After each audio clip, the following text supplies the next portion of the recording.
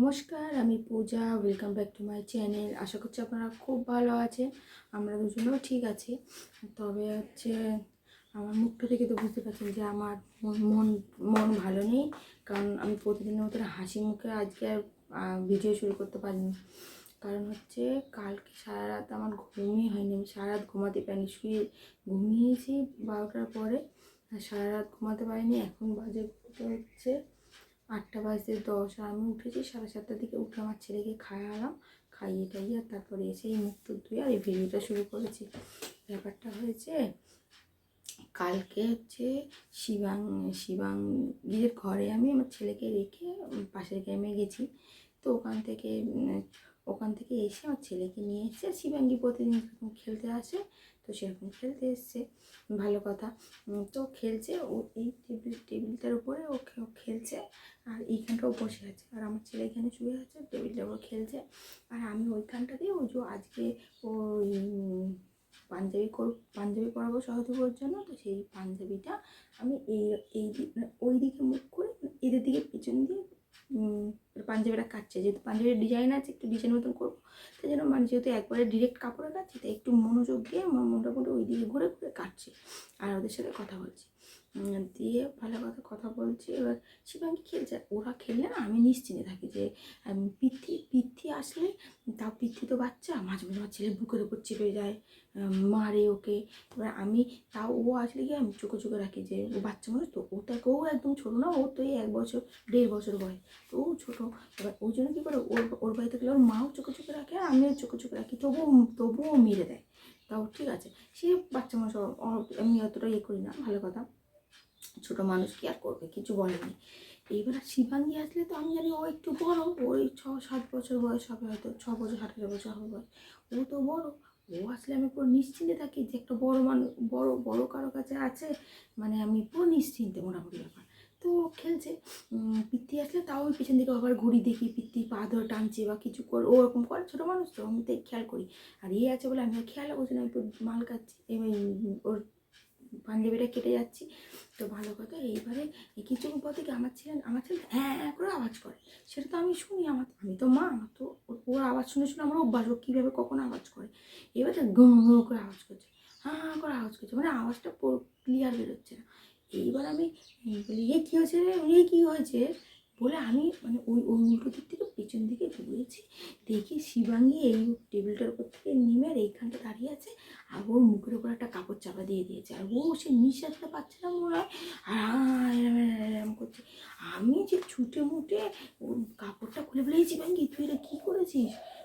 দিয়ে হ্যাঁ ভাই, গম্মম যদি আটকে যেত কী হতো। এবার সে তো খুলে দিয়েছি। আমি ওর মাকে আর কিছু বলিনি। ওর মারা আজকে মামার বাড়ি চলে যাবে, আর দাদাও বাড়িতে রয়েছে। যদি বললে বকবে, কিছু করলে আমার সেই কান্না পেয়ে গেছে পুরো, ওরকম দেখে ওকে।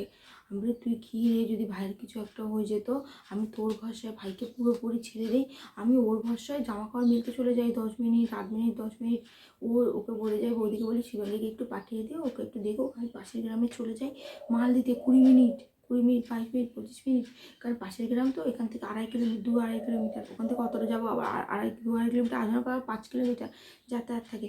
টাইম তো লাগবে, আমি তো উড়ে যাবো না, এবার টাইম তো লাগে। আমি ওর ভরসায় বৌদিকে বলি, তুমি শিবাঙ্গীকে পাঠিয়ে দিও, ও দেখবে, আমি চলে যাবো। ও তো বড় বলো, অন্য টাইমে যদি এইটা করতো, আমি তো বাড়িতেও থাকতাম না। আজ আমার চোখের সামনে করেছে, ভগবানের কী কৃপা যে আমার চোখের সামনে এটা করেছে। আমি ওই মানে দেখতে পেয়েছে, না আমি কী করতাম বলো। আমার সেই রাত থেকে তারপরে ওকে বলি, তুই বাড়ি যা বাবা, আমি ভাইকে দুধ খাওয়াবো। আমার ছেলে ওরকম ভয় পেয়ে গেছে, তো মানে ওরকম হয়ে গেছে, ও তোর ক্যাঁ করে উঠেছে, সেই মুখ দিয়ে কাপড়টা খুলে দিয়েছে, ও মানে ভয় পেয়ে গেছে। তা ওকে দুধ খাইয়ে দিয়ে ওকে বাড়ি দিয়েছি। তারপর যে সেই শুয়েছে 12টার টাইমে, আমার তারপর সারা রাত ঘুম হয়নি। আমার ছেলে একটুখানি নড়লে আমার মনে হচ্ছে মনে কাপড় চাপা পড়ে গেছে মুখে। সেই আমি না হাফ রাত তাকিয়েই বসে আছি ওর দিকে, মানে কি একটা ফোবিয়া ধরে গেছে, আমি আর ওদের বাড়িতে রেখে দিতে পারবো না।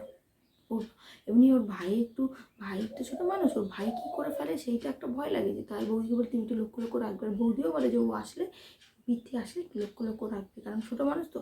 আর এখন সেই আবার কদিন আগে ভিডিওতে দেখেছিলাম, তাই বৌদিকে বলছি, বলি একটা বাচ্চা মানে পিঠির থেকে একটু হয়তো বড়ো বা পিঠির মতোই হবে, ওর ভাই ছিল আর সব কম্বল টম্বল চাপা দিয়ে বাচ্চাটা মরে গেছে। এবার সেইটাই বৌদিকে বলছি, বৌদি বলে এই জন্যই তোমাকে আমি বলি যে চাপা দিয়ে রাখতে, কারণ এরও বুদ্ধি নেই ওরও বুদ্ধি নেই।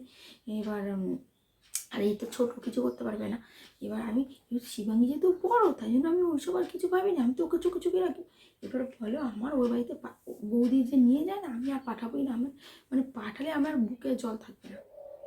আমি মানে কী যে আমি ফোবিয়াতে কালকে সারা রাত কাটিয়েছি, মানে আমি আমার মুখ দেখে তোমরা বুঝতে পারছো তুমি কী টাইপের ফোবিয়াতে কাটিয়েছি। আমার সারা রাত ঘুম হয়নি যেন। তো এরপর তাড়াতাড়ি করে আমি ঘর ঝাড় দিয়ে ঘর মুছে বাকিকে খেতে দিলাম। খেতে দেওয়ার পরে স্নান টান করে নিয়ে, আর আজকে একটু মাথাটা ঘষেছিলাম তো একটু দেরি হয়েছে স্নান করতে, তো স্নান টান করে ঠাকুরের বাসন মেজে আর এই যে পুজো দিতে বসে গেছি। তো পুজো টুজো দেওয়া হয়ে গিয়েছে। তো পুজো টুজো দেওয়ার পরে বৌদি এসছে, তখন হচ্ছে বৌদিকে বললাম যে শিবাঙ্গী এরকম করেছে। তখন বৌদি আমাকে বলছে, বৌদি নাকি কিছুদিন আগে বৌদিদের ঘরে যখন নিয়ে গেছিলো তখন আমার ছেলের মুখে একটা কাপড় দিয়ে লুকোচুরি খেলছিল, আর তখন শিবাঙ্গী সেটা দেখেছে, দেখার পরে ও নাকি এরকমভাবে লুকোচুরি খেলতে গেছে। তো তারপরে বৌদি, আমি বললাম কি বাবা আমার তো কি ভয় ধরে গেছে। তা বৌদি বলছে এই জন্যই তো বলি বাচ্চা সবাই কে কখন কোন বাচ্চা কি করে ফেলে, তুমি সবসময় একটু সাবধানে সাবধানে রাখবে।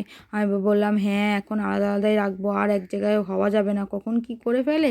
তো এই বললাম, দিয়ে বৌদি আবার চলে গেল। তো বৌদি পরে আবার শিবাঙ্গীকে দিয়ে কেক পাঠিয়েছে, শিবাঙ্গী আবার এসে আমাকে সরি বলে গেল। তা বললাম ঠিক আছে, কিন্তু যদিও যাই হোক না কেন এখন আমাকে একটু সাবধানে থাকতে হবে, সাবধানে ওকে রাখতে হবে, কারণ শিবাঙ্গীও বাচ্চা, পিতৃও বাচ্চা, আমার ছেলেও বাচ্চা। এবার কখন কি হয়ে যায় বিপদ মানে বলার মতো নেই, বিপদ যার হবে তার তো হবে, আর কিছু করার তখন থাকবে না। তো এখন বড়রাই সব সামলে সামলে থাকতে হবে, আর কি করা যাবে।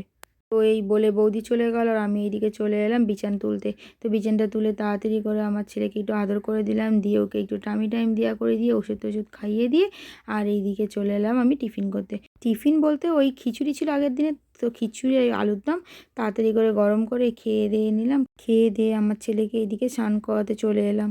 তো স্নান টান করানোর পরে আমি যে পাঞ্জাবিটা কালকে তৈরি করেছিলাম, তো ওই পাঞ্জাবিটা ধুতিটাই ওকে পরিয়ে দিলাম সুন্দর করে, কারণ আজকে ওর একটু ফটোশ্যুট করবো সেই জন্য। তো এই যে আমি ওর ফটোশ্যুট করতে চলে এসেছি, মানে আজকে সরস্বতী পুজো ছিল সেই জন্যই ধুতি পাঞ্জাবি করেছে, আর আমার কাছে না এই হলুদ পিসটাই ছিল, তো এই জন্য এটাই করে দিলাম। আবার একটা টাকা নষ্ট করে কিনবো, তো ওইটা কিনি। এই যে যা পেরেছি থিম ওই বই খাতা শঙ্খ দিয়ে আর প্রদীপ দিয়ে আর তাড়াতাড়ি করে এই যে শ্যুট কয়েকটু ভিডিও করে নিলাম, ভিডিও করার পর কয়েকটি ফটো টটো তুলে নিলাম, ফটো টটো তুলে তারপর আমি চলে এলাম এইদিকে কাজ করব বলে। তো এই যে তাড়াতাড়ি করে আমি কাজ শুরু করে দিলাম। এখানে প্রায় আমি 4-5টা ব্লাউজ কাটলাম। তো তাড়াতাড়ি করে ব্লাউজগুলো কেটে আর এইদিকে চলে এসেছি আমি খাবার খেতে। তো খাবার বলতে দুপুরের খাবারই খাবো। তো আজকে দুপুরে তো কিছুই করিনি, ওই খিচুড়িই ছিল, আলুর দম আর ওই কটা কুমড়ো ফুল ছিল, তো ওইটা দিয়েই বড়া করে আজকে খেয়ে নিলাম। তো খেয়ে দিয়ে নিয়ে একটা ব্লাউজ পুরো কমপ্লিট করলাম। কমপ্লিট করার পরে প্রিয়াঙ্কা বৌদি বললো, মানে পাশের গ্রামের বৌদি বললো যে আসবে পিঠা একটু স্লিপ চড়বে। তা বললাম ঠিক আছে তো নিয়ে আসো। তো এই বৌদি এলো আর আমি তাড়াতাড়ি করে এই যে রেডি হয়ে গেলাম বাইরে যাব বলে। তো এই যে এখন বৌদিরা এসছে, পিঠা এসছে, পিঠা কোথায় গেল আমার পিঠা এসছে তোমার হচ্ছে দোলনায় পার্কে যাবে বলে। আর আমি এখন আমার গাড়িটা বের করবো, আমার ছেলেকে এই যে বেঁধে নিয়ে এসছে, দেখি গাড়িটা চালাতে পারি কি পারি না ওকে নিয়ে, সেইটাই প্র্যাকটিস করতে এসেছি। এই যে পিতা বলছে আমি পারবো তো চলো। তো এই যে আমার ছেলেকে নিয়ে প্র্যাকটিস মানে চালাতে যাচ্ছে, আর বৌদি এখানে হচ্ছে ভিডিও করে দিচ্ছে। তো আমার ছেলেকে ভেবেছিলাম কি 4 মাসের হয়ে গেলে তারপরে তুলবো, তো কিন্তু এইবারে কিছু করার নেই। মানে এই শিবাঙ্গীর কেসটা হওয়ার পর থেকে না আমার ওদের ঘরে, তো আমি তো বৌদির বাড়িতে যখন যাই মানে পাশের গ্রামে, তখন তো আমি ওদের বাড়িতেই রেখে যাই, আর এখন আমার ওদের বাড়িতে রেখে গেলেই আমার বুক ধিপ ধিপ করবে। সেই জন্য আমি ভেবেছি না আগে থেকেই প্র্যাকটিস করতে শুরু করে দিই। তো এই জন্যই ভাবলাম কি কদিন আগে আর কদিন পরে, তো ওই জন্যই আমি মানে চালানোটা শুরু করে দিলাম। তো এই যে এক পা ঘুরে এসে আর বৌদিকে বলতে এসেছি যে আমার ছেলে বিশাল মজা পেয়েছে, ওর তো কোনো অসুবিধাই হচ্ছে না, একটু আস্তে আস্তে চালাচ্ছি, কদিন প্র্যাকটিস করতে করতে হয়েই যাবে। তো তারপরে আমি আর বৌদি আর পিঠা বাড়ি চলে আসলাম। বাড়ি চলে এসে আর একটু মুড়ি খেলাম, মুড়ি খেয়ে বৌদিরা চলে গেল আর আমি এইদিকে কাজে বসে গেছি। তো তাড়াতাড়ি কাজটা করে নিলাম, কাজটা করে নেওয়ার পরে এইদিকে রাতের খাবার খেতে এলাম। তো আজকে তো সকালে খিচুড়ি খেয়েছি, রাতে রান্না করতে হতো, ভাত করতে হতো।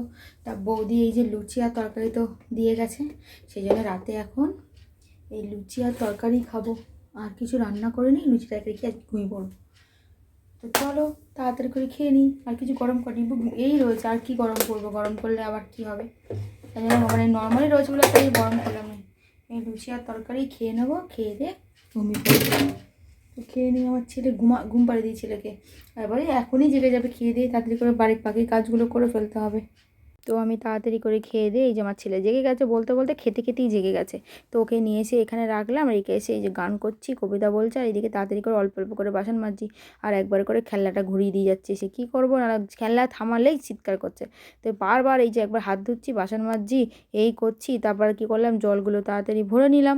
তো জল টল ভরার পরে গ্যাস ট্যাসগুলো সব পরিষ্কার করলাম, পরিষ্কার করার পরে এইদিকে চলে এলাম আমি বিছান গোছাতে। তো এসেই দেখলাম জামা কাপড়গুলো আছে, তো ওকে এই যে শুয়ে রেখেছি। তো এখানে বিছানায় শুয়ে থাকলে কোনো সমস্যা নেই, কারণ এখন তো রাত হয়ে গেছে, ওর ঘুমানোর সময়, এই জন্য বিছানায় আসলেও বোঝে। তো তাড়াতাড়ি করে জামা কাপড়গুলো সব গুছিয়ে নিলাম, গুছিয়ে টুছিয়ে নিয়ে আমার ছেলেকে ওষুধ খাইয়ে দিলাম, ওষুধ খাইয়ে বিছানায় মশারি টশারি করে তারপরে আমি ঘুমিয়ে পড়লাম। মানে শুয়ে পড়লাম আমার ছেলেকে খাওয়াতে। তো শুতে শুতে প্রায় বেজে গেছে, আজগুলো বেজে গেছিলো প্রায় 12টা 10-15। তো ভিডিওটা আজকে এখানেই শেষ করলাম। ভিডিওটা কেমন লাগলো জানাতে ভুলবেন না। ভালো লাগলে লাইক কমেন্ট শেয়ার করে অবশ্যই আমাদের পাশে থাকবেন। আর ভিডিওটি যদি ফেসবুক থেকে দেখে থাকেন, চ্যানেলটি ফলো না করা থাকলে অবশ্যই ফলো করে দেবেন। সবাই খুব ভালো থাকবেন, সুস্থ থাকবেন, দেখা হবে পরের একটা ভিডিওতে। ধন্যবাদ।